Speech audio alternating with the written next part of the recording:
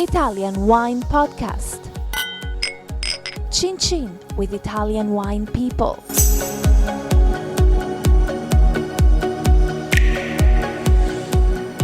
Hello, thanks for tuning into this episode of the Italian Wine Podcast. My name is Monty Waldin, and sitting next to me is Elena Fucci of the Elena Fucci Winery in Basilicata in Italy's deep south. Hello, Elena. Hello. Elena, tell me a little bit about how you started making wine at the family winery. Yeah, my dream started in 2000 when my parents and my family decided to sell vines. My vines are very old, 60, 70 year old. My father, my grandfather and my great-grandfather have these vines, but they don't make a wine. They sold the grapes, although they're producer or consortio. And I, in 2000, decided to study viticulture and enology. I study in Pisa at university in Tuscany. Agronomy I study, and I decided to start make a wine. My cellar have my name, Elena Fucci, because I'm the first generation to make a wine. So when you started, not only were you very young and taking over the huge responsibility of changing family approach, actually bottling your own wine, but you decided you didn't want to work with a consultant. When you started, you didn't have a consultant. Most people, if they're making wine for the first time, they'll pay a consultant. Why did you not have a consultant? Why did you want to be independent? Because when I start to study, I start to prove. And in the 2000, I'm very young, and I decided to start alone. So you were quite sort of independent-minded as well, naturally. Yeah. Were your parents worried about you to think, hang on, she's taking over the winery, she's going to make investments, she doesn't have a consultant. Yeah. Why doesn't she just stay in college and we can sell the winery and make some money? My father take me the money for this dream because in the past he have this dream. The dream of making his own wine. Yeah. So what stopped him from making his own wine? Was it because the wines from Basilicata and from the Vulture were not really well known and it was economically impossible? Why didn't he just go to the bank and say, hey, listen, give me some money, I want to build a winery and make my own wine rather than selling my grapes? What stopped him? It's very difficult in the South Italy.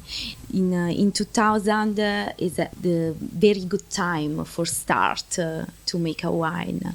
And my father, when he's young, he decided to study for teaching, and this is the life. Is your father really happy with you now? Does he love Yes. the wines that you make? Yes, he's very happy, and he helped me in the cellar. And he and my mother in the morning teaching, and in the afternoon helped me in the cellar and the vineyard. So who decides the style of wine that you make? Is it you or is it a family decision? Say whether to put the wine in barrel or not put the wine in barrel? No, I decide.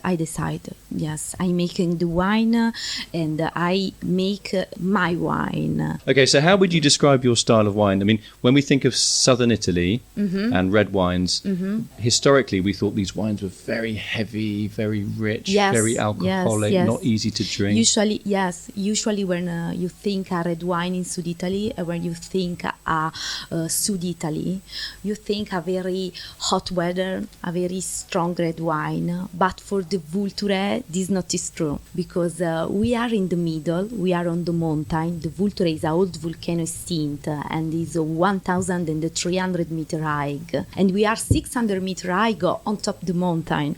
And usually you think a very hot, but in Basilicata, in the Vulture, the weather is very cold. We have every winter a snow, and summer and spring we have a high escurption night and day. 10 grade, and this is most important for the wine, for the elegance, for the high acidity.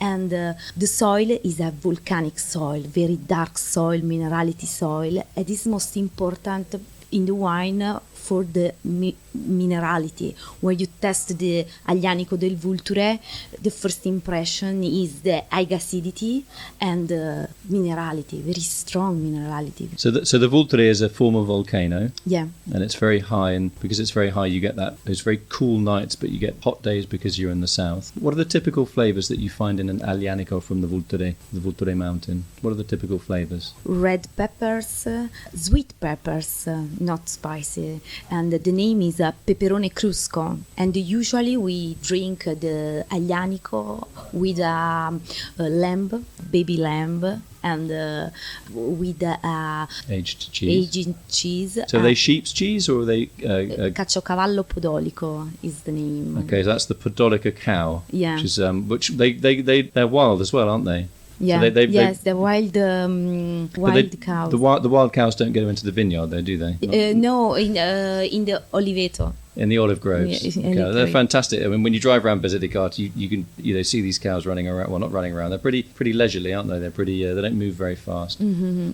So what is your plan in the future for your winery? Are you going to get bigger? Are you going to Yes. expand? Buy more vineyards? In this time, we complete the new project. Is a very beautiful cellar, and the project for us is a very beautiful project because it's the first cellar in bioarchitecture in South Italy. We use only recycled material for the construction. The building is energetics impact zero. This is most important for us. Now we start to make olive oil. In this year is the first time for us, and we are very happy. And now I have only these vines, and I produce only one wine, only Titolo. I have only one grape and only one label. Sorry. Aglianico del Vulture. And it's called Titolo? The grape. Why do you call your wine Titolo, which means title? Because it's the name of the area where we live, where we have a cellar and vigna. The name complete is Contrada Solagna del Titolo, and Solagna in my dialect is under the sun. Very interesting that you're building an eco-friendly winery with tourism in mind. I mean, Basilicata is one of the most beautiful regions in Italy, but it's one of the most undiscovered regions. How important do you think tourism will be for you at your winery? Yes. Today, with Matera, is a very beautiful city in the Basilicata. The tourism is very well developed. Well, yeah. For us, this is most important because my region, Basilicata, is a very beautiful region. It's wild region, and very mountainous. Yes. Very wild, very mountainous. Yes. Very low population density. Yes. And you also have a little bit of coastline, don't you? A bit of sea. Yes, I have two sea, Ionio and Tirreno. Elena, thanks very much for coming in today. Thank you. I look forward to tasting your Aglianico del Vulture at some stage. Maybe see you in Basilicata when I go down there to see my extended Italian family. That's where they're from. Mm-hmm. Thanks for coming in. Thank you. And hope to see you soon.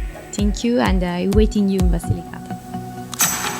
Follow Italian Wine Podcast on Facebook and Instagram.